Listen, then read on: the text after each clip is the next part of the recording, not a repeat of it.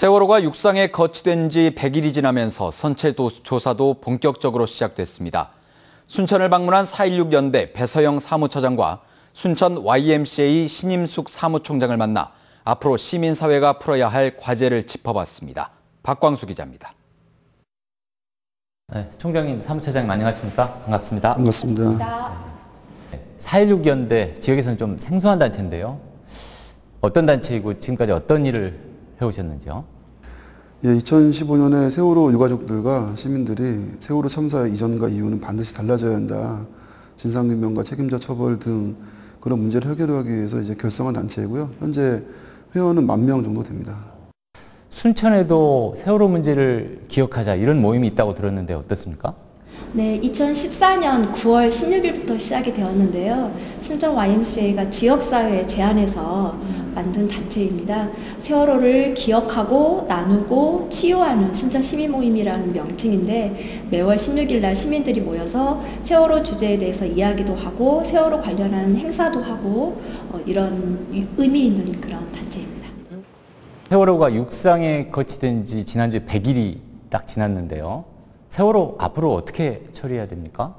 세월호를 인양한 가장 큰 목적이 그 수습되지 못한 9명의 국민에 대한 수습이기 때문에 그것이 굉장히 중요하고요. 어떻게 처리할 거냐, 선체를. 기본적으로는 보존이 목적입니다. 보존을 하여 이 국민의 생명과 그리고 이제 이런 참사에 대한 기억들을 하기 위한 이 보존이 필요하겠다라는 논의를 오랜 기간 해왔습니다.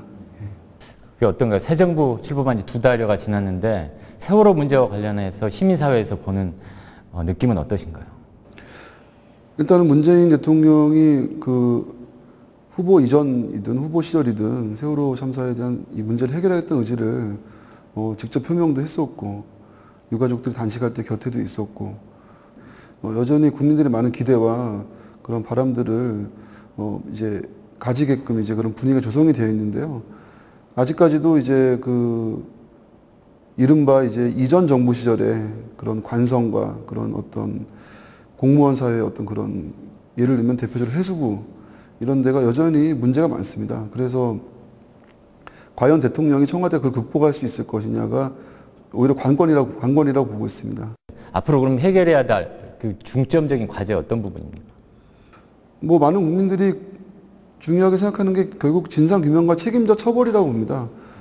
그리고 말씀드렸던 그 미수자 수습과 선체 보존 그리고 이로 인하여 피해를 입은 유가족뿐만 아니라 전반적인 피해자에 대한 어떤 치유와 회복 이런 것들도 향후에 국민들에게 국가가 국민을 책임지지 못했을 때 어떠한 치유와 회복을 받을 수 있는 권리가 무엇인지를 새롭게 만드는 이정표가 될 거라고 보고 있습니다.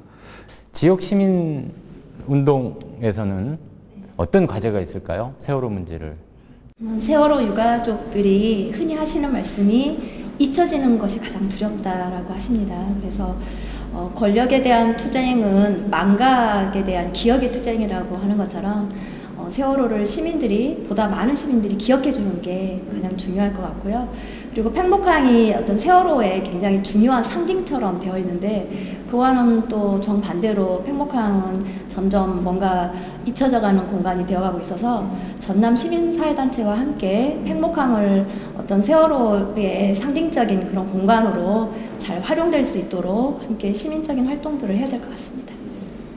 세월호 문제와 관련해서 우리 지역민들이 또 전 국민들이 이런 부분은 좀 당부해 드리고 싶다 이런 내용 있으신가요?